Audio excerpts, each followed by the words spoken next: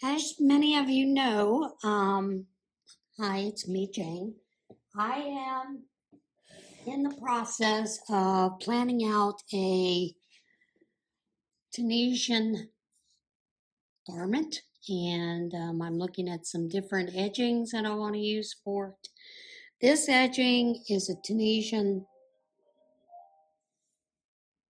sorry about that, folks.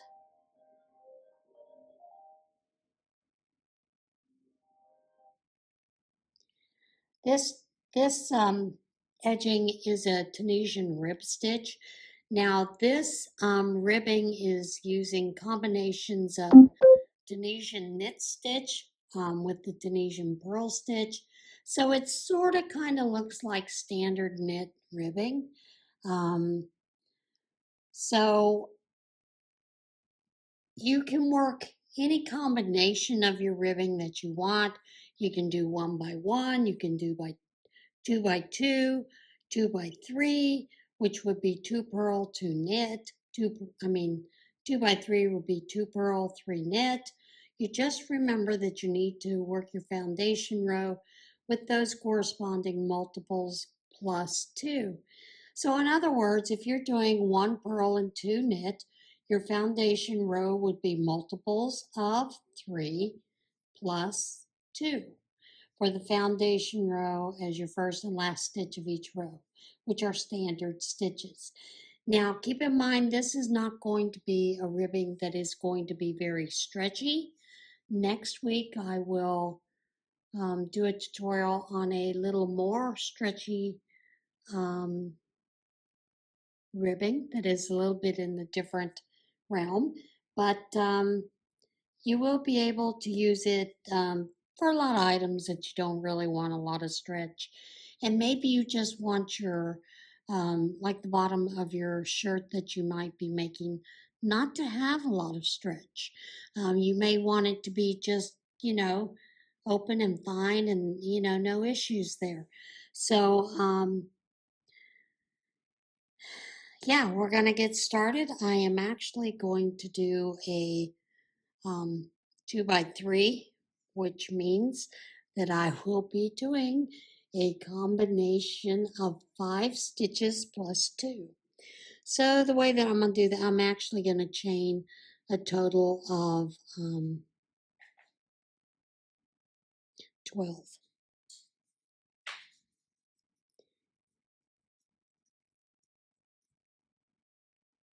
Oops.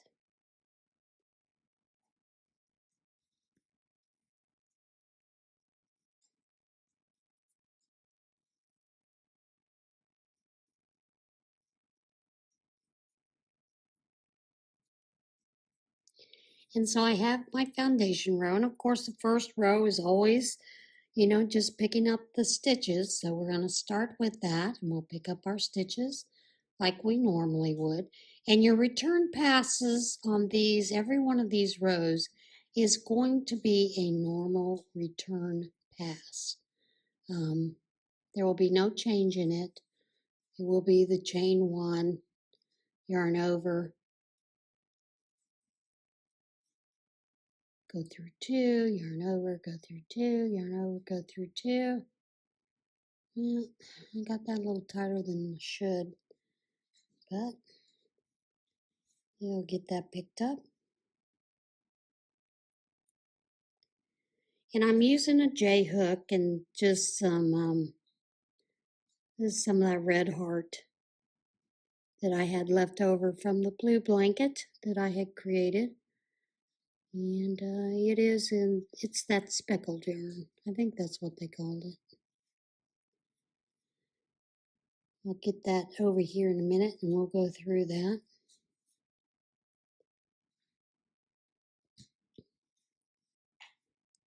So chain 1, yarn over, pull through 2, yarn over, pull through 2 all the way back, yarn over, pull through 2, yarn over, pull through 2, yarn over, pull through 2.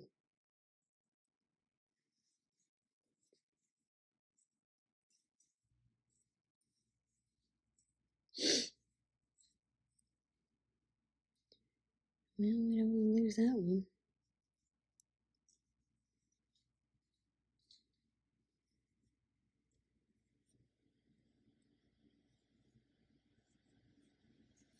Okay, for this first row, your forward pass is basically going to be purling in the next stitch.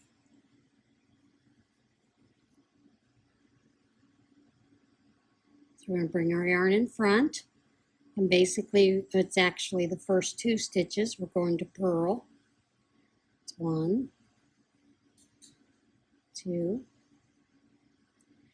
and then we will do 3 knit stitches. 1, 2, 3. Then we'll go back to our 2 purl.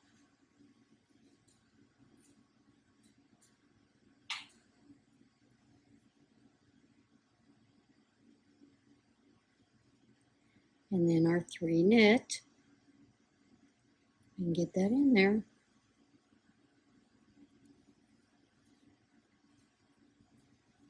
And then our last stitch, we will pick up the 2 last bars for our neat closing. And then it's chain 1, yarn over, pull through 2, yarn over, pull through 2, all the way back.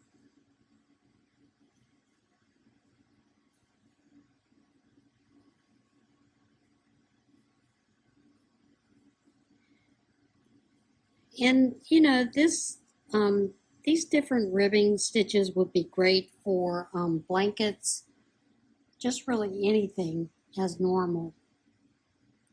So then it's just as simple as repeating that last row that you did, which would be, in my case, since I'm doing 2 by 3, we'll be purling 2, knit stitch 3, 1, 2, 3, again purling 2, because that's my repeat, and then knit stitch 3,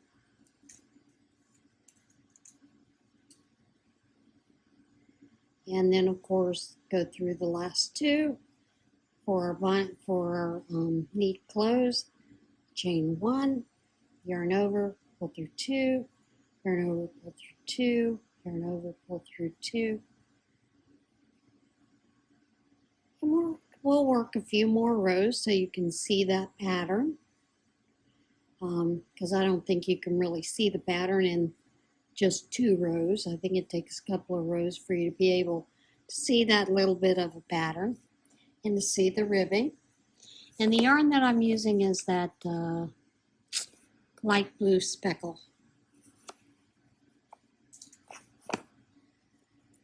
Now for those of you that are seeing this left-handed, that is going to be reversed. There's nothing I can do about that. That's just the way the cookie crumbles.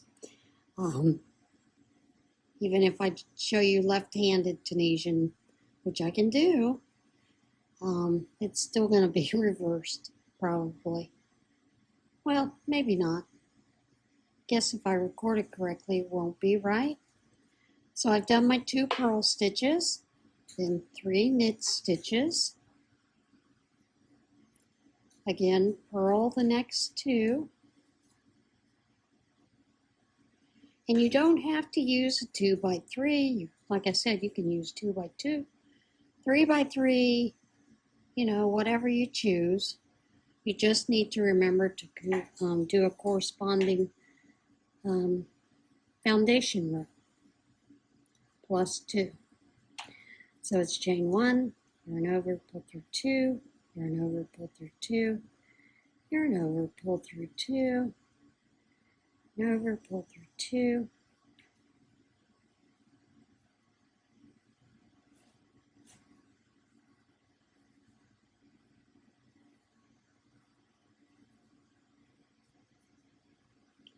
All right, we're going to do it again. So the first 2 are purl stitches. So purl the first 2 stitches, then knit the next 3,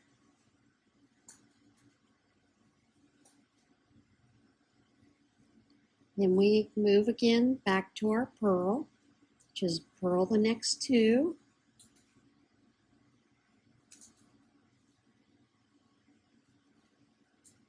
And then knit the next three. And this is assuming that you already know how to knit and purl in Tunisian. And I need to get some more yarn.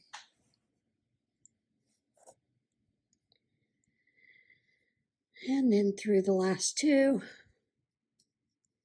for our knee close. Through the last two for our knee close. Chain one. Yarn over, pull through two. Yarn over, pull through two. Yarn over, pull through two. All the way to the end.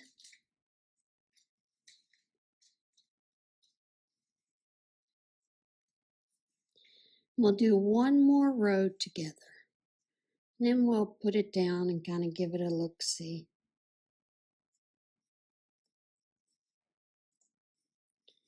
And since I am doing a two by three, I start out with my purl in that first stitch, if I can get it to cooperate.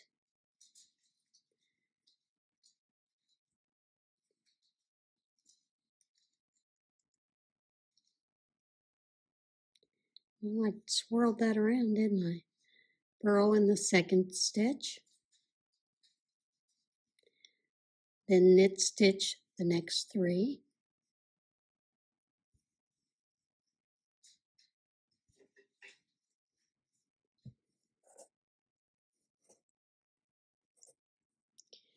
And then I go back to my pattern, which is purl two. So purl next two stitches.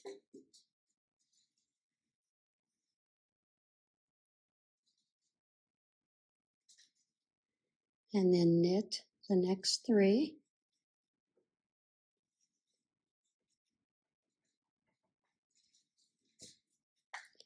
And then go through the last two for our knee close, chain one, and the return passes as normal. Yarn over, pull through two, all the way back.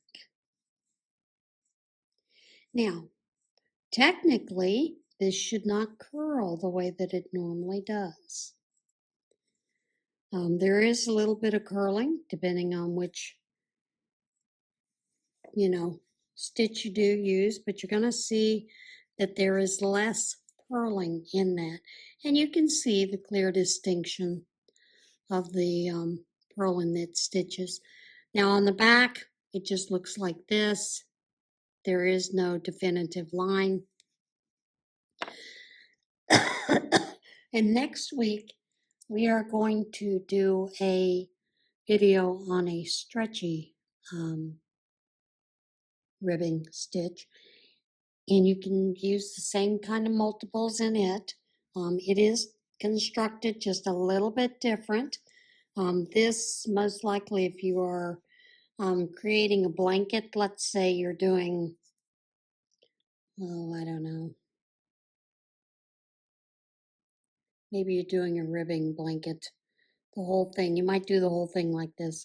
But if you want this just as a ribbing around the blanket and say the rest of the blanket is just plain Tunisian knit, then when you get ready to start your blanket, as you've done your bottom of your ribbing, then you would just start picking up those stitches as in a regular Tunisian simple stitch, and then work that pattern.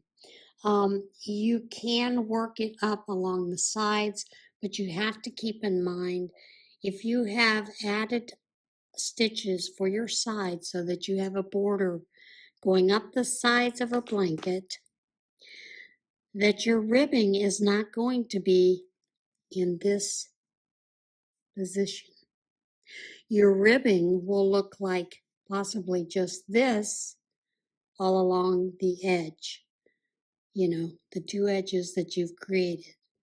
So takes a little thought in how you want to make a blanket when you are making a blanket, if you are going to use this kind of ribbing.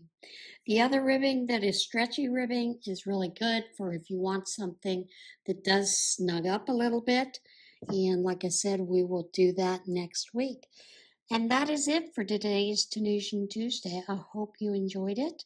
You do see that it's not stretchy either way.